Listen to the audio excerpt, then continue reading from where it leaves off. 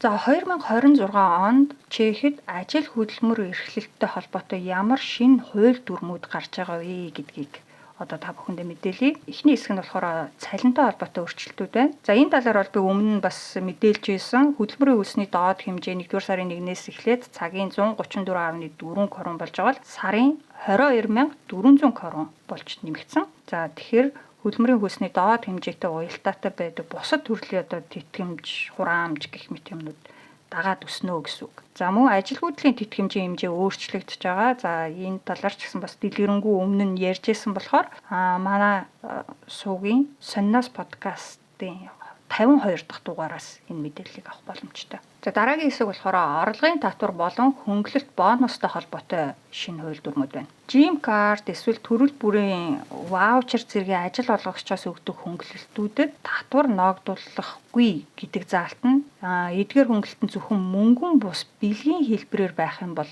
үйлчилнэ гинэ. За өөрөөр хэлэх юм бол урд нь эдгээр хөнгөлөлтийн эрхийг мөнгөн бус хэлбэрээр авахаас татгалзаад одоо яг юм ваучер эрхийн бичиг байдлаар нь авахаас татгалзаад дүүцэх мөнгөнд дүнгийн цалин дээрээ нэмж авсан тохиолдолд тэр нэмэлт орлогод нь татвар ногдуултгүй байсан юм байна. Тэгвэл энэ оноос эхлээд энэ боломж нь хаагдсан буюу мөнгөн урамшуулал авсан тохиолдолд ерөөсөө тэр бонуснасаа бас орлогын татвар бодуулах юм байна. За дээрх төрлийн ваучертай холбоотой татварын нөхцөл бас нэг өөрчлөлт орсон байна. Чекдэг ажил олгогчид нь ажилчдаа эрүүл мэндийн үйлчилгээ болон амралт чөлөө цагаа өнгөрүүлэхэд зориулсан төрөл бүрийн хөнгөлөлтийг мөнгөн бус хэлбэрээр буюу янз бүрийн карт ваучраар олгодог. За жишээлбэл мультиспорт карт, спорт соёл амралтын зориулалттай ваучрууд, амралтын газраар үйлчлүүлэх эрхийн бичиг, эрүүл мэндийн үйлчилгээ болоод харааны шил худалдаж авахд зориулсан хөнгөлөлтийн карт болон эрхийн бичиг, соёлын арга хэмжээний тасалбар.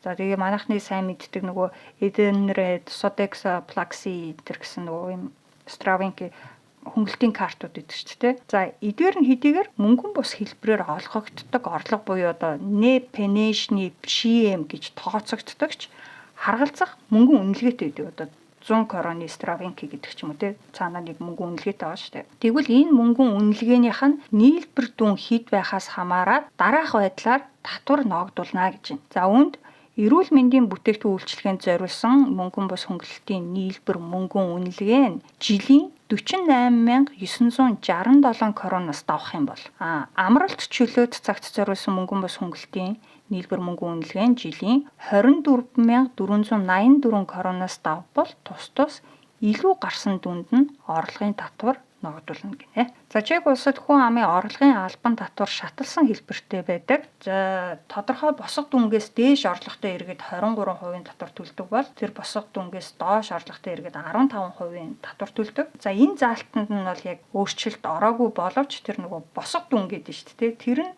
инфляцтай холбоотойгоор өөрчлөгдсөн байна. Өнгөрсөн онд болохоор жилийн орлого нь 1,676,052 кроноос давсан хүмүүс 23% татвар төлдөг байсан бол 2026 оноос эхлээд 1,762,812 кроноос давсан жилийн орлоготой хүмүүс 23% татвар төлдөг болох юм байна. За энэ одоо сарын дундаж орлого нь 146,901 кроноос дээш гэсэн үг болж байгаа. За үүнтэй төстэйгээр ДПП буюу богино хугацааны ажлын гэрээгээр ажилтдаг иргэдийн цалингаас эрүүл мэндийн даатгалын төлбөр суудах тухай хуулинд өөрчлөлт орсон байна. За энэ төрлийн гэрээгээр хэвчлэн оюутнууд цагийн ажил, төр хугацааны ажил эрхлэгчид болон хуваарь хөдөлмөр эрхлэгчид багтдаг. За ийм гэрээний дагуу ажилтдаг бөгөөд профешник дааны буюу татварын мэдээлэл өгдөггүй иргэдийн нэг ажил олгогчоос авах сарын цалин нь 12,000 кроноос давсан тохиолдолд нийгмийн болон эрүүл мэндийн даатгал суутгах гинэ. За өнгөрсөн жил болохоор энэ дүн нь 11,500 крон байсан. За дараагийн нэг өөрчлөлт. Гэрээсээ ажиллах тохиолдолд зарим ажил олгогчид тухайн ажилтнанд цахилгаан, дулаан, усны хэрэглээний зардлыг нөхөн олгоор байдлаар одоо цагаар нь тооцож олгодог. За энэхүү нөхөн олгорын цагийн үнэлгээ өнгөрсөн онд 4.8 крон байсан юм байна.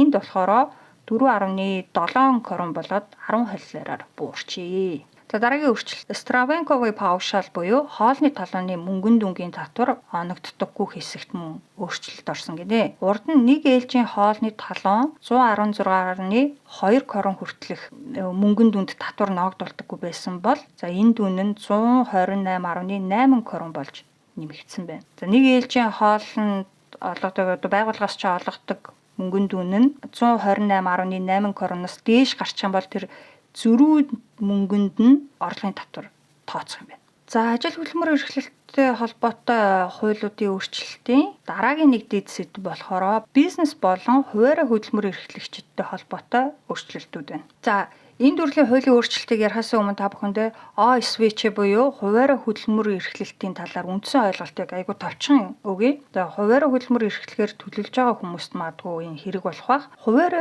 эрхэлж буй хөдөлмөр нь тухайн хүний орлогын гол их үүсвэр болдог бол главны чинност гэж нэрлэдэг юм байна. Харин нэмэлт орлогын үүсвэр болдог бол видлейши чинност гэж нэрлэдэг юм байна. За татварыг нь болохоор хоёр янзаар тооцох боломжтой байдаг юм байна. Стандарт татварлалт буюу зардлаас нь хамааруулж татвар тооцохныг боломжтой бол хоёр дахь нь тогтмол татвар буюу паушалны даан гэж бас тооцдог юм байна. За тэгээ одоо нөгөө шинэ өөрчлөлтүүдийн мэдээлэл өгье. Хэрвээ хуваарь эрхэлж буй хөдөлмөр нь таны орлогын гол их үүсвэр бол нөгөө главны чинност бол гэсэн үг. Нийгмийн даатгал болон эрүүл мэндийн даатгал цар бүр заавал төлөх хамгийн бага мөнгөн дүн нь өнгөрсөн жилийн хувьд нэрлсэн дундаж цалингийн 35%-аас тооцогддог байсан бол энэ жилээс 40%-аас нь тооцогддог болж байгаа юм байна. За товчхондоо нийгмийн даатгалд сарын 5437 крон, эрүүл мэндийн даатгал сарын 3145 крон хамгийн багадаа төлөх ёстой юм байна. За энэ хоёрын нийлбэр нь өнгөрсөн оногтой харьцуулах юм бол 855 кроноор нэмэгдсэн байна. Хуваарь хөдөлмөр эрхэлж эхлээд 3 жил болоогүй хүмүүст энэ дүн арай бага, жоохон хөнгөлөлттэй байд юм байна.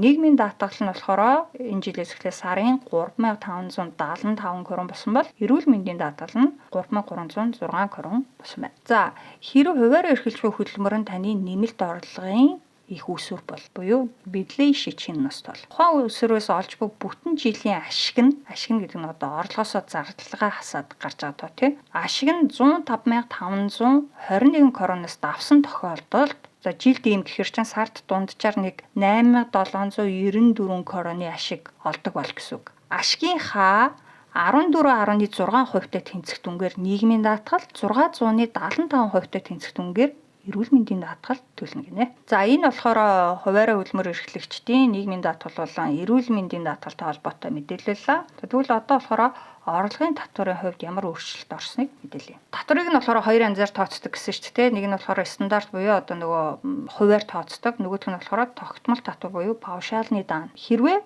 тогтмол татвар буюу паушалны даан төлдөг бол энэ төрлийн татвар төлдөг хуваарь хөдөлмөр эрхлэгчдийг орлогоос нь хамааруулад 3 ангилт юм байна угаасаа. За эхний ангиллал буюу жилийн орлого нь 1 сая кроноос доош гэдэг ангиллалд нь өөрчлөлт орсон байна. За сар бүр тогтмол дүнгээр төлдөг татвар нь өнгөрсөн жил болохоор 7498 крон байсан гинэ. Тэгсэн энэ жилээс 2500 кроноор нэмэгдээд 9984 крон болсон байна. За гэхдээ энэ тогтмол татварт нь болохоор орлогын татвараас гадна нийгмийн даатгал, эрүүл мэндийн даатгал нь давхар орчдгийм билээ. За бүх төрлийн хуваарь хөдөлмөр эрхлэгчдийн хувьд одоо дээр дурдсан ингээд бүх төрлийнх нь эрүүл мэндийн даатгалын материалаа зөвхөн цахимаар явуулах боломжтой болсон гэж байна. Урд нь одоо биеэр юм уу ингээд шуудангаар нөгөө даатгалын байгууллагатай явуулчихдаг гэсэн бол одоо цахимжуулалтын үр дүнд одоо юм биеэр явуулах нь зогссон. Заавал цахимаар явуулдаг болсон гэж. За хөдөлмөр эрхлэлттэй холбоотой дараагийн дэд сэдэв болохоор хүний нөөцтэй холбоотой өөрчлөлтүүд гинэ. 2026 оны 6 дугаар сараас эхлээд Европын холбооны цалингийн ил тод байдал гэсэн чиглэлийн дагуу